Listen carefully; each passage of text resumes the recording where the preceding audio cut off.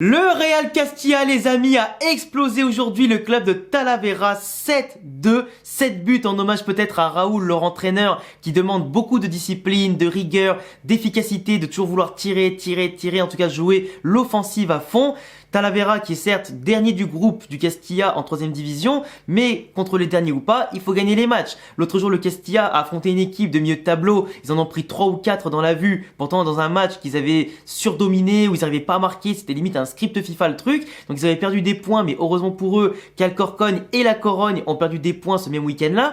Du coup aujourd'hui le Castilla en gagnant revient encore à 1 point d'Alcorcón, les leaders. On rappelle que pour aller en 2ème division, tu as une partie de play-off entre bien sûr les 4-5 premiers qualifiés, sauf pour les premiers de chaque groupe de 3ème division qui sont qualifiés directement en 2ème division. Donc globalement, viser la première place, ça pourrait empêcher aussi le Real Castilla d'étendre sa saison, et surtout ça permettrait à des joueurs comme Alvaro Rodriguez ou encore Nico Paz de partir justement jouer la Coupe du Monde du Vin avec l'Argentine et l'Uruguay, parce que le Real ne veut pas les laisser partir à cause des possibles playoffs qui pourrait y avoir en tout cas d'ici début juin, tu vois. Et c'est tout à fait normal. T'as des objectifs, tes joueurs sont là, c'était quasiment tes meilleurs joueurs, avec les Arribas, les Dotor, les Mario Martin, etc.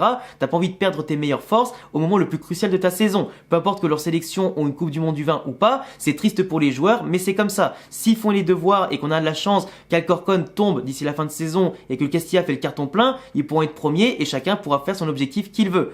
D'ailleurs, Alcorcón va affronter la Corogne au prochain match pour la 35e journée. Ça fait que la Corogne qui est 3e et Alcorcón premier, serrés juste devant et derrière le Castilla, peuvent deux fois se neutraliser. Il suffit juste d'un nul dans ce match-là pour que le Castilla, en gagnant ses matchs, puisse distancer la Corogne et surtout passer devant l'Alcorcón. Parce qu'au goal average particulier, le Castilla s'était fait torpiller 3-0 par l'Alcorcón en début de saison avant de faire 1-1 l'autre jour. Donc forcément, le goal average particulier à égalité de points, il n'est pas favorable. Il est favorable contre la Corogne, mais pas contre l'Alcorcón. Donc c'est pour ça qu'il faut rester rigoureux et faire un carton plein jusqu'à la fin de saison. En tout cas, parti comme c'est parti, c'est pas mal. 7 buts aujourd'hui, donc une grosse efficacité, beaucoup d'actions. En plus, en seulement 15 frappes, ils ont mis 7 buts, donc c'est quand même énorme. Une équipe aujourd'hui qui était vraiment très dominatrice dans la gestion quand ils menaient de 3-4 buts, une équipe en tout cas qui n'avait pas forcément besoin de forcer son talent pour empiler les buts, surtout qu'en plus il y avait eu 1-1 dans ce match-là en première phase de la saison, donc ça montre bien que le Castilla n'a pas pris ce match à la légère à l'extérieur, qu'ils ont été beaucoup plus assidus et rigoureux.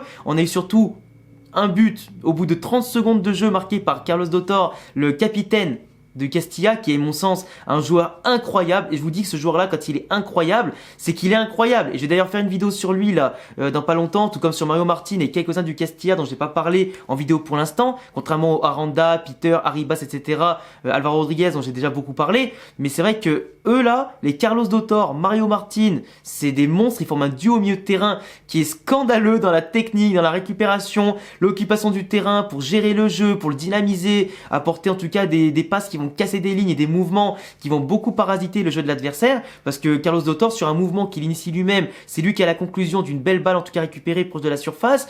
Derrière, il en plante un deuxième, même pas 10-15 minutes après, avec une belle frappe croisée où il a bien conservé le ballon, il se retourne, il la met bien premier poteau, magnifique. Et Carlos Dotor ensuite qui a fait 2 passes décisives dans le match, qui complète bien en tout cas sa partition du jour, mais un joueur exceptionnel, qui a vraiment un leadership, qui a un talent pour s'illustrer aussi, pour encadrer les autres jeunes tout comme lui au Castilla. Il a été très souvent blessé ces derniers temps, il avait même raté je crois 1 mois et demi, 2 mois de compétition. Raúl lui fait confiance depuis le début de saison, il est revenu, il lui a redonné le brassard, et depuis qu'il est revenu, il arrête pas de marquer. C'est un truc de fou, et franchement il est décisif quasiment tout le temps, comme Arribas en fait, même s'il y a un peu moins de stats, mais tous les deux sont extrêmement décisifs. D'ailleurs, justement, parlant d'Arribas, Arribas qui plante aujourd'hui un triplé, qui porte son total à 19 buts en 3ème division. C'est le meilleur buteur des 2-3 groupes de 3ème division, donc c'est absolument énorme. T'ajoutes à ça 7 ou 8 passes décisives, je sais plus, mais c'est absolument exceptionnel. Sa palette technique qu'il a montré aujourd'hui, appel dans la course, même malgré son petit gabarit, il se bat bien au duel, il prend le ballon, petit lob devant le gardien, il va au pressing, il récupère le ballon au dernier défenseur qu'il n'avait pas vu venir, il y va tout seul, il plante le petit but avec une petite frappe, et après une autre frappe en tout cas sur une action placée, il est partout.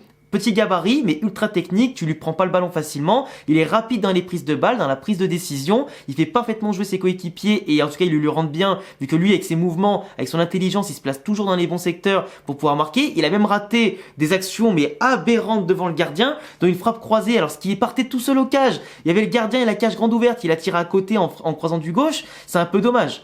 c'est un peu dommage parce qu'il avait l'occasion de marquer un quadruplé ou même un quintuplé aujourd'hui. Et pour un mec qui joue pas attaquant de pointe ou ailier, qui joue plutôt en soutien d'un attaquant, c'est exceptionnel ce qu'il fait. C'est exceptionnel. Il était en soutien justement d'Alvaro Rodriguez, qui lui revenait de blessure parce qu'en ce moment il a pas joué avec le Castilla ni avec le Real Madrid en pro, avec l'équipe première depuis maintenant 2-3 semaines, parce qu'il avait une petite gêne, je crois, à la hanche ou à la cuisse, je sais plus. Mais en tout cas, il est revenu. Celui-ci a marqué un magnifique but d'une frappe lourde du gauche, croisée dans la surface, où le gardien n'a rien pu faire. Et ça lui a mis en tout cas en confiance. Il a pas joué tout le match, mais déjà revenir et marquer un but, c'est pas mal. En plus, il est passé dans la hiérarchie depuis bien longtemps devant Iker Bravo, qui n'a pas joué aujourd'hui, qui avait, je crois, une petite gêne physique aussi. Mais en tout cas, le Castilla qui a de très bons jeunes au milieu de terrain, en défense, en attaque, c'était parfait. En attaque, t'as aussi Alvaro Martin qui débordait énormément, qui apportait une qualité de centre et sur coup de pied arrêté qui était phénoménale. Dans le 1 contre 1, il est très bon. Il a été remplacé par Peter qui, pareil, a apporté de la verticalité, de la percussion avec un jeu rapide et précis. T'as justement Alvaro Rodriguez, non, c'était qui était sorti? Si, Alvaro qui était sorti par Nico Paz, qui a pu jouer un petit peu. Et t'as surtout aussi, je crois, Arribas qui est sorti pour Aranda. Je crois, Aranda, ouais, qui a marqué du coup sur une belle feinte où il met non seulement le défenseur et le gardien sur le cul, il fait du coup c'est décalé, il a plus qu'à frapper dans la cage, c'était magnifique, c'était la 90e pour piller le truc, mais globalement le match était vraiment contrôlé. On marque au bout de 30 secondes, on prend l'égalisation au bout de 10 minutes sur une simulation aberrante. Si je peux vous retrouver la vidéo pour vous la mettre, ben je vous le mettrai, mais c'était aberrant de voir qu'un arbitre s'est fait avoir par une simulation si grotesque. Mario De Luis, le gardien, il sort. L'attaquant de Talavera, il était en tout cas bien dans la surface. Ils avaient fait une belle action sympathique, ça c'est vrai. Il aurait pu marquer peut-être en tirant, mais en tout cas, il a voulu faire le crochet. Et il s'est effondré, mais tout seul sans se faire toucher. Au final, ils égalisent sur le penalty. Et après, derrière, ils prennent un but, le Castilla. Il y avait 3-1 à la mi-temps. On met le 4e but avec Arribas tout de suite à l'engagement. Et juste après, 2 minutes après, 4-2. Sur une action qui était pas fluide, qui était pas non plus très rapide, erreur d'inattention et de relâchement, un peu comme le Real l'autre jour contre Almeria, c'est un peu dommage. En tout cas, Raoul, il a poussé une petite bronca sur le coup, même si tu gagnais déjà 4-2 à ce moment-là, 4-1, et ça revient à 4-2, bah c'est normal que t'as pas envie que tes joueurs se relâchent. Dès le début de deuxième mi-temps, il a donné des consignes de base pour préserver le score et chercher le jeu pour aller marquer. C'est pas pour que, certes, tu marques un 4-1, mais pour que tu prennes le 4-2 derrière. Si tu marques le 4-1, c'est pour mettre un coup de massue à l'adversaire. Pas pour après lui redonner une chance de lui donner 35 minutes pour revenir à 4-4, tu vois. Voilà. Après, ça va que 5 secondes après, 5 minutes après, on a marqué le 5e but. Et après, ça s'est déroulé 6-2, 7-2 et c'était terminé. En plus, le Castilla, au début, ils avaient la possession du ballon. Donc, ça faisait pas mal d'occasions. Ils ont tiré que 15 fois au cage pour cette frappe. En face, ils ont tiré 18 fois. Parce que le Castilla, après, s'est permis peut-être avec la vitesse de Alvaro Martin, d'Aranda, de Peter, d'Arribas, tout ça, de jouer plus en contre. Du coup, ils avaient plus une gestion facile des efforts parce que forcément, tu as des matchs à jouer importants qui arrivent, donc tu n'as pas forcément besoin de forcer ton talent quand le match globalement il est déjà terminé. Donc la deuxième mi-temps, c'était plus à l'avantage de la possession et des frappes de Talavera, mais le Castilla a su, par rapport au premier but et deuxième but qu'ils ont pris, être beaucoup plus rigoureux et beaucoup plus compact avec un Rafa Marin en défense centrale qui est impérial et lui normalement il devrait pas rester très longtemps au Castilla parce que il y a beaucoup d'offres pour lui pour pas mal de choses et dans tous les cas tout comme Arribas, tout comme Carlos Dotor, tout ça, Alvaro Rodriguez, c'est des mecs qu'il faut faire soit monter en équipe première soit les prêter parce que c'est des mecs tellement forts à leur âge, etc. Ils ont rien à faire là, ils sont trop bons pour jouer ici. Et donc Rafa Marin, l'autre jour il était pas là, c'est pour ça qu'ils ont perdu 3-4-0. Ça explique pas tout bien entendu, mais il y avait quand même un concours de circonstances sur pas mal de choses. T'as Vinicius Tobias qui a pris un énorme coup au bout d'un moment, mais qui a quand même pu jouer le match quasiment en entier. T'as Obrador, arrière gauche, qui joue aussi avec le Juvenil A, qui est fantastique, qui a fait beaucoup de débordements, qui a fait beaucoup de bien à la défense, en jouant aujourd'hui en tout cas parfaitement concentré.